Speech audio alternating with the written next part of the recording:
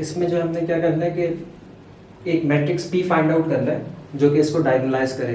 फिर वो डायगोनलाइज जो है वो मैट्रिक्स जो होता है उसको उसकी फिर एप्लीकेशन आती है, मार्कऑफ चेन में एप्लीकेशन आती है और डिफरेंशियल इक्वेशन में एप्लीकेशन आती है। तो हमें वो पी मैट्रिक्स फाइंड आउट करना है। तो उसका क्या तरीका होता है पी मैट्रिक्स फाइंड आउट करने के लिए कि इसकी पहले आइगन वैल्यूज फाइंड आउट करेंगे। तो ये हमने पहले वाली जो है वीडियो में सॉल्व करा हुआ है। तो हमने आइगन वैल्यूज क्या क्या फाइंड आउट कर ली थी, एक 1 फाइंड आउट करी थी और एक जो है 2 फाइंड आउट करी थी, 1 और 2। इसके कॉरेस्पॉन्डिंग वेक्टर हमने फाइंड आउट करे थे। 2 का कॉरेस्पॉन्डिंग वेक्टर जो था हमारे पास, तो ये एक P1 मैट्रिक्स आया था हमारे पास 2 का कॉरेस्पॉन्डिंग, ये आया था और एक और मैट्रिक्स आया था हमारे पास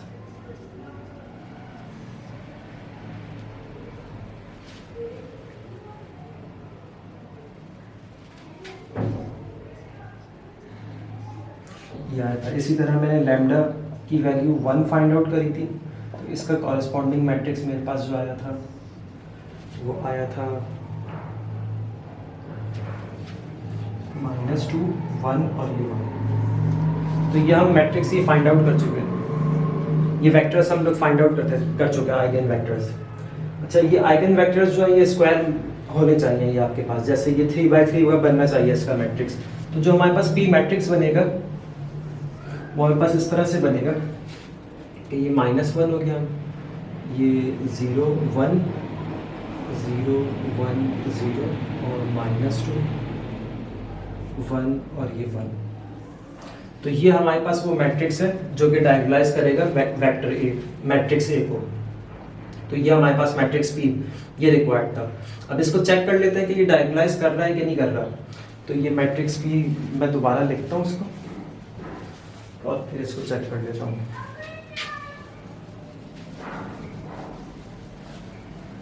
इसका ऑर्डर जो है वो आप चेंज कर सकते हैं कि ये वाला कॉलम वेक्टर इस कॉलम में रख सकते हैं या ये वाला कॉलम पहले लिख सकते हैं, इससे कोई फर्क नहीं पड़ेगा। बस जो डायगोनलाइज होगा उसमें उसके कॉरेस्पॉन्डिंग वैल्यूज जो आ जाएंगी वो सेंटर में आ जाएंगी। जैसे ये आपके पास ये पहले 2 जो थे ये 2 से ऑब्टेन हुए थे और ये आखिरी वाला 1 से ऑब्टेन हुआ था। तो जब ये डायगोनलाइज होगा तो यहाँ पर 2 आएगा, यहाँ पर भी 2 आएगा और यहाँ पर 1 आ जाएगा। डायगोनलाइज कैसे चेक करते हैं आपके पी इनवर्स ए और ये पी, ये फाइंड आउट करेंगे आप जब ये मैट्रिक्स, तो आपके पास ये सिचुएशन आनी चाहिए 2 2 और यहाँ पर 1 आएगा।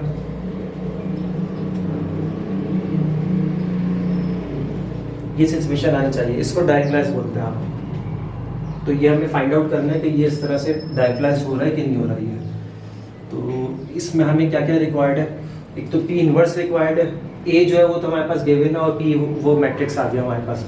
तो पी इनवर्स कैसे फाइंड आउट करते हैं, एक तो डायरेक्ट कैलकुलेटर से भी फाइंड आउट कर लेंगे और एक एडजॉइंट वाला मेथड भी होता है, एडजॉइंट ऑफ पी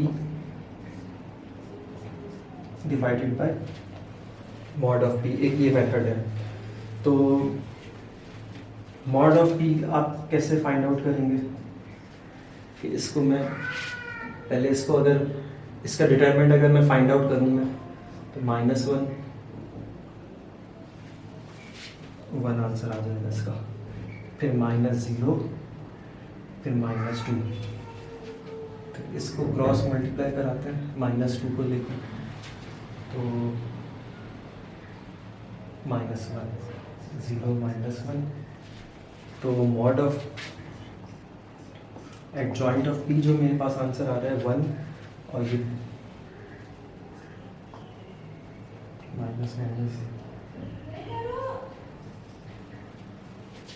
-2, ये माइनस का था ये। अच्छा, तो मॉड डिटरमिनेंट ऑफ पी जो आ रहा है मेरे पास वो 1 आ रहा है। तो यहाँ पे 1 पुट कर दूंगा मैं और अब एडजॉइंट फाइंड आउट कर लेता हूँ अब मैं।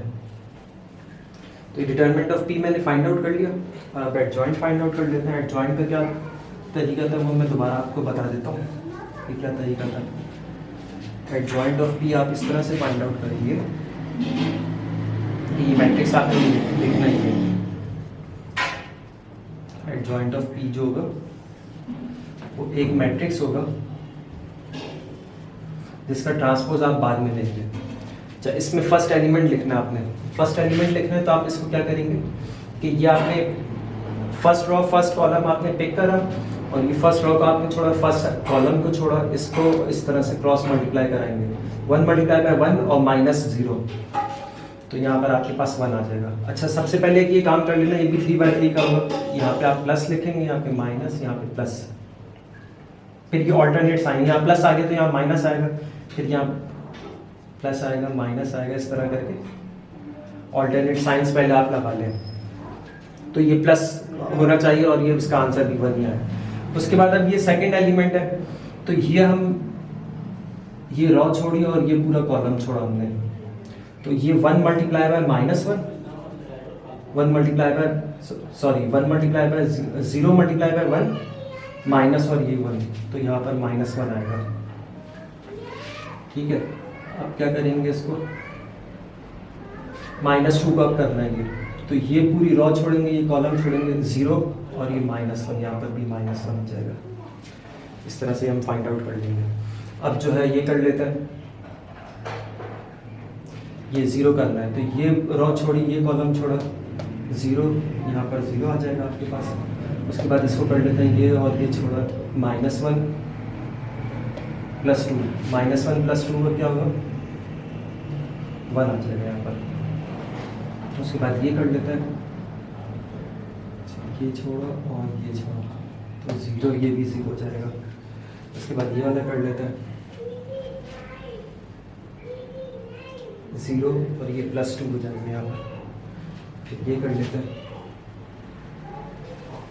ये और ये छोड़ा, 1 -1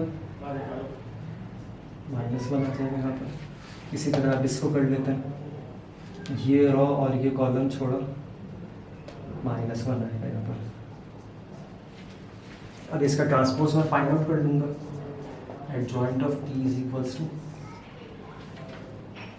अच्छा, ये 1 1 -1 1 1 और ये -1, उसके बाद 0 1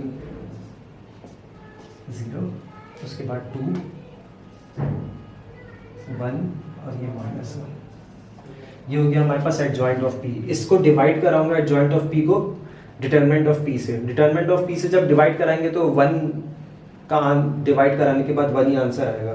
तो इस तरह से ये मैंने एडजॉइंट ऑफ P जो है और ये इनवर्स ऑफ P जो है वो मैंने फाइंड आउट कर लिया। और ये है, ठीक है, सही फाइंड आउट करा है। चलिए अब इसको जो है मैं यहाँ पे पुट कर देता हूँ और ये P की वैल्यू भी पुट कर दूंगा।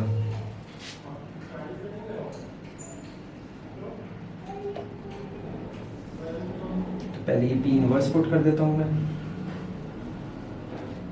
P inverse 1 1। इसका ऑर्डर जो है वो मैटर करता है, तो ऑर्डर इसका आपने सही रखना है कि पहले P इनवर्स आएगा, फिर A आएगा, फिर P आएगा, P इनवर्स AP, ये ऑर्डर रखना है, वरना ये आपको पता है कॉम्यूटेटिव नहीं होता ये मैट्रिक्स मल्टीप्लिकेशन।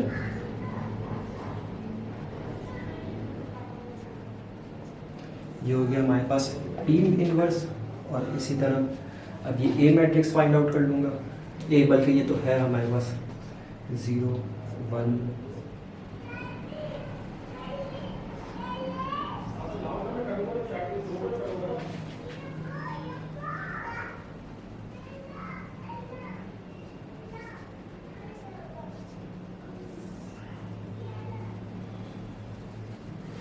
और यहाँ पे आ जाएगा आपके पास P मैट्रिक्स -1 0 -2 और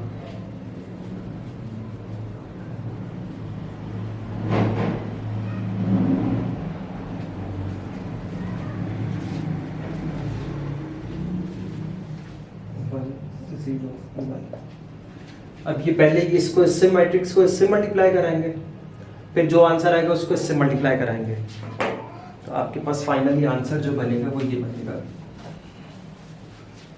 इसको आप ट्राई कर लेगा तो फाइनली ये डायगोनलाइज हो जाएगा 2 2 और यहाँ पर आएगा आपके पास 1 0 0 इसको मल्टीप्लाई कराएंगे तो ये आंसर आएगा। अब इससे जो हम एक एप्लीकेशन ये कर लेते हैं कि ए की पावर अगर हमने फाइंड आउट करनी हो तो फिर वो किस तरह से फाइंड आउट करेंगे ए की पावर।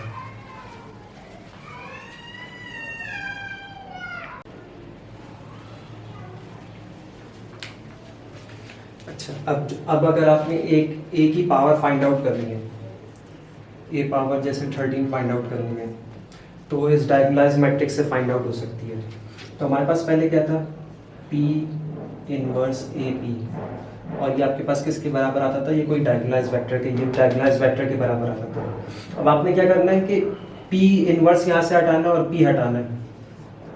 तो बोथ साइड आप लेफ्ट साइड से मल्टीप्लाई करें, बोथ साइड P, तो इधर से P इनवर्स से ये हट जाएगा। इसी तरह राइट साइड पे आप बोथ साइड मल्टीप्लाई करें P इनवर्स राइट साइड से, तो इधर से ये P हट जाएगा, P इनवर्स के साथ ये P हट जाएगा और इस वाले P के साथ ये हट जाएगा।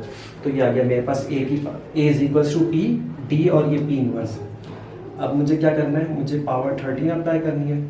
इस पे तो पावर लगेगी नहीं, इसकी प्रॉपर्टी है ये डायगोनलाइज वेक्टर है, इसकी पावर 13 हो जाएगी और इस पे भी पावर नहीं लगेगी P इनवर्स पे।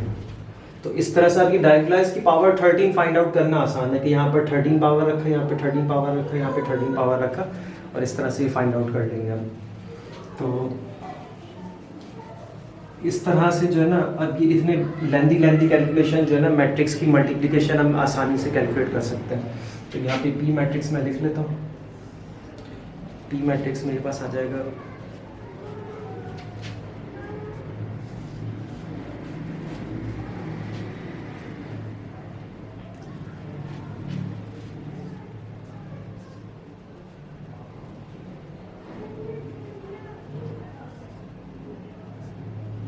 आ गया मेरे पास P मैट्रिक्स, और डायगोनलाइज मैट्रिक्स मेरे पास क्या था 2, और यहाँ पे 2 था,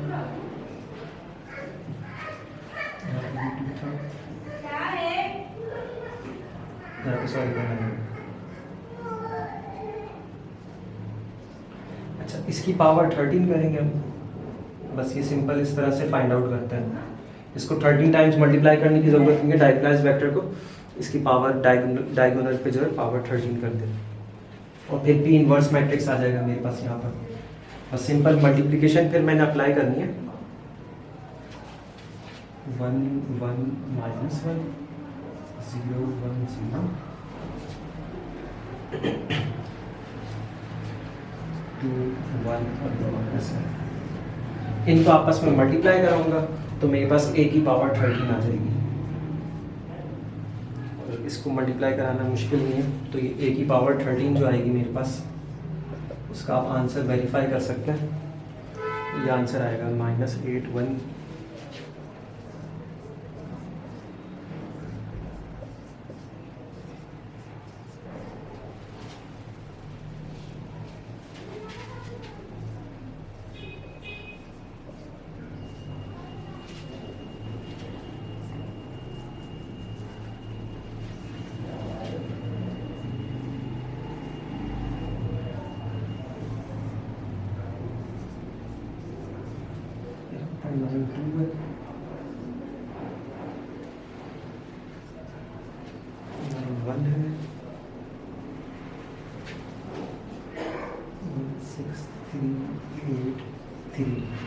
तो ये A पावर 13 को मल्टीप्लाई कराएंगे तो आपके पास A पावर 13 ही आएगी, तो इसको आप वेरीफाई कर लेगा।